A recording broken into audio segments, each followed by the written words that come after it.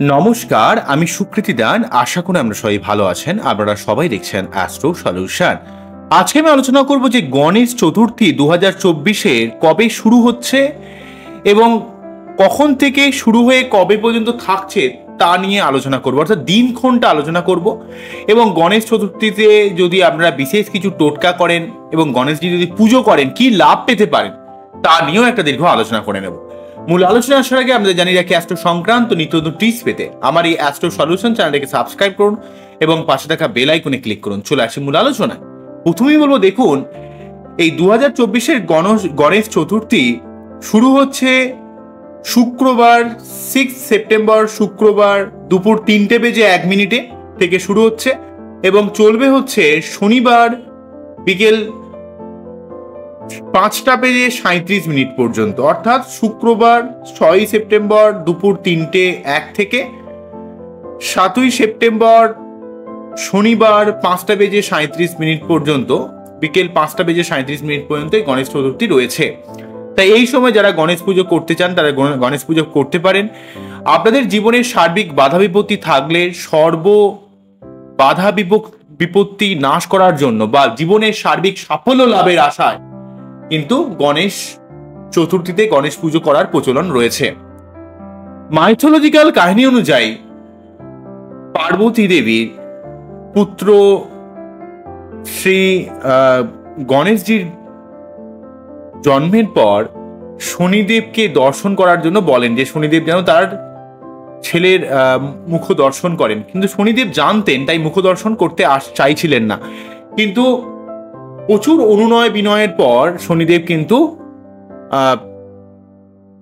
Actually আসেন গণেশজির মুখ দর্শন করতে এবং গণেশজির মুখ দর্শন করতে এসে কিন্তু তার মস্তক পুড়ে ছাই হয়ে যায় এবং সেই অবস্থায় পার্বতী দেবী অচৈতন্য হয়ে পড়ে ছেলের এমন অবস্থা দেখে এবং বিষ্ণুদেবের কৃপায় নতুন মস্তক অর্থাৎ গজরাজের মস্তক গণেশজির মাথায় স্থাপিত করে তাকে পুনর্জীবন দান করা হয় এবং গণেশজিকে সার্বিক বাধা বিপত্তি নাশের দেবতা এবং সার্বিক সিদ্ধি দাতা হিসাবে আখ্যা দেয়া হয়েছে। তাই আপনাদের যাদের জীবনে প্রচুর বাধা বিপত্তি রয়েছে, যাদের জীবনে সহজে কোনো কাজ মিলতে চায় না এবং আপনার জীবনে সার্বিক ব্যবসা বাণিজ্যের উন্নতি, কমিউনিকেশনের উন্নতি, আপনার জীবনের সাফল্য লাভ, আপনার জীবনের সার্বিক বাধা বিপত্তি দূরীভূত করার জন্য গণেশজির আরাধনা করা হয়। তাই আপনারা অবশ্যই গণেশ চতুর্থীতে বাড়িতে গণেশজির আরাধনা করতে পারেন। যদি গণেশজির আরাধনা করতে না পারেন, গণেশজির পুজো দিতে পারেন বা এই দিনে আপনারা গণেশজিকে 3টে বা 7টা দুর্ভাঘাস তার সঙ্গে একটু হলুদ বা চন্দন মিশিয়ে যদি গণেশজিকে নিবেদন করেন, মন্ত্রটা হলো ওং বক্রতুণ্ড মহাকায়ং সূর্যকোটি সমপ্রভা নির্বিঘ্নম কুরুবে দেবা সর্বকার্যেষু সুসর্বদা। ওং বক্রতুণ্ড মহাকায়ং সূর্যকোটি সমপ্রভা নির্বিঘ্নম কুরুবে দেবা সর্বকার্যেষু সুসর্বদা। ওং বক্রতুণ্ড মহাকায়ং সূর্যকোটি সমপ্রভা নির্বিঘ্নম কুরুবে দেবা সর্বকার্যেষু সুসর্বদা। যদি করেন অনেক উপকার পাবেন। এবং সেই সঙ্গে যদি আপনারা এই দিনে বুধের মন্ত্র পাঠ করেন, আপনার বার্থ চার্টে বুধ গ্রহ স্ট্রং হয় এবং আপনার জীবনে কানেকশন, কমিউনিকেশন ব্যাপারটা অনেক উন্নতি কিন্তু আমরা হতে দেখেছি। তাই অবশ্যই আপনারা কিন্তু এই কাজটা করবেন। বুধের মন্ত্র, যাদের বার্থ চার্টে বুধের অবস্থান খুব খারাপ তারা কিন্তু এটা করতে পারেন। বা এই দিন যদি পান্না ধারণ করেন বা বেরিল ধারণ করেন তাহলেও কিন্তু অনেক উপকার পেতে পারেন। বোঝা গেল কি বললাম?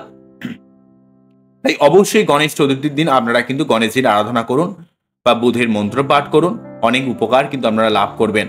হ্যাঁ, গণেশজিকে লাড্ডু দিয়ে পুজো দিতে পারেন বা বাড়িতে ভালোভাবে আপনারা পুজো অর্চনা করতে পারেন, ব্রাহ্মণ দিয়ে পুজো করাতে পারেন। তবে টাইম বলে দিলাম, এই সময়ের মধ্যে কিন্তু পুজো করাবেন, অনেক বেশি আপনারা সুফল লাভ করবেন। আজকে এখানেই থামছি। আমার এই অনুষ্ঠানকে কতটা ভালো লাগলো, কতটা আপনাদের কাজে এলো সেটা কিন্তু অবশ্যই আমাকে কমেন্ট সেকশনে জানাবেন। আবারও দেখা হবে নতুন কোনো ভিডিও নিয়ে। নমস্কার, থ্যাংক ইউ।